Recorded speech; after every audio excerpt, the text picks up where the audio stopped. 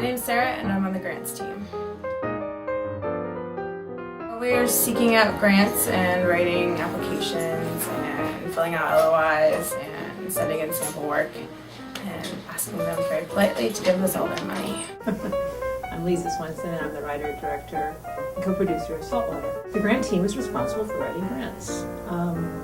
For a hybrid project, we have a 501c3 fiscal sponsor, that's ATA, and we also have an LLC. So as this hybrid financial organization, we can raise money in the for-profit world through investment, and we can also write grants and ask for people to make tax-deductible donations to us.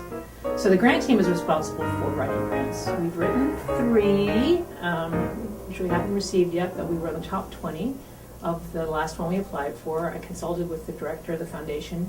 She's encouraging us to apply again in September and is really supportive of the project. The LOI is a letter of inquiry, and many organizations will ask for a short form kind of description of who you are, like 1 or 2 pages, like who are you, what are you trying to make, why is what you're trying to make important, and why does this appeal to us? And you send that in, and whomever is on the panel to review will read it and say, yes, apply to us, make a grant to us, here's the application form. And we'll say, yeah, it's not a fit. LOIs are great because you don't end up spending a bunch of time and money preparing the full-on grant, because a full-on grant a complicated grant can take days. Actually, if you start working at the federal level, it can take weeks to fill out a grant application form. The kind of grants we're writing are usually probably 2 to 3 days of really intense, focused work on my part, and then with my support team, probably another day or 2 of support for them. So it's really like 3, 4, or 5 days of work to put a good grant application together. And you don't know if you're going to get it. What my team learned from going to the Foundation Center is that there's a whole world of funding available out there.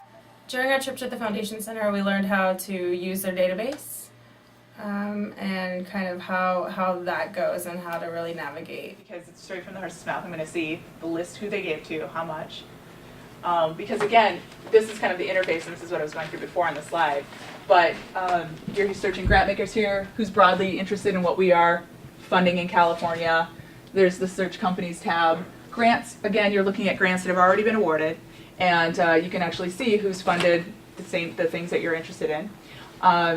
And then 990s. So not every grant that's ever been awarded is searchable in here. But you're going to go to 990s, where there's about 1 million tax forms, and you can do a keyword search across those forms. All different kinds of little pots of money. And then you have to be very diversified about how you think about it. The thing about the Foundation Center is it explains all of those little potential pots of money and resources, and it tells you how to go about finding them. It gave us kind of the initial foundation that we needed to start seeking out grants and learning how to put in what we're looking for and really specify what the criteria is. The way I research grants is by relying and going back to past funders. In my grant writing and grant receiving career, I have been able, luckily, to go back repeatedly to a number of funders who have traditionally supported my work. So we're going back to those traditional funders. Last semester, grant writing team and myself, we bought a 1-month membership to the Foundation Center online, and we used the database of hundreds of thousands of grants to identify the grants that were a good match for us. And now we are in the process of systematically applying for those grants. We utilize the Foundation Center, which is an organization that happens nationwide but only has a couple of actual offices that you can visit, and we have one here in San Francisco. So we went there and then we signed up for their database online and kind of weeded out grants that met our criteria. Now we're kind of weeding those down even more and finding out the ones that we can actually apply to and figuring out how to do it and writing out those applications. Each grant is its own beast. That's what I'm teaching the grant writing team to do, is you have to take each grant as it comes. Everyone thinks you write one grant, boom, you can just send it out over and over. Sadly, that's not the case. Each granting organization wants specific information. The trick to grant writing is understand the language they're speaking to you in and repeat that language back to them. In the grant applications, we provide a synopsis of the film, various lengths of taglines, who the key people are that are working on the project, the reasons why the film, hits upon issues that the grant makers are kind of putting forward. We are also, putting in sample work to show kind of what's come from, artists like Lisa and how this will kind of mirror that in quality and substance. It's very important.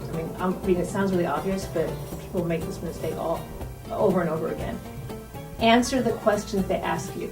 Don't answer the questions you think they should be asking you. We are applying in multiple categories. We're applying for grants in multiple categories. First of all, in film video grants, grant organizations that give money to independent media. Second of all, we're applying for grants that support educational, vocational training, because this is an educational, vocational project. And then beyond that, we look at the subjects, the actual issues addressed in the film. And those primary issues are environmental degradation, mental health and depression, issues pertinent to Southern California, and issues related to women, and issues related to Jewish culture. All of those subjects are present in the script and make us eligible for niche grant writing.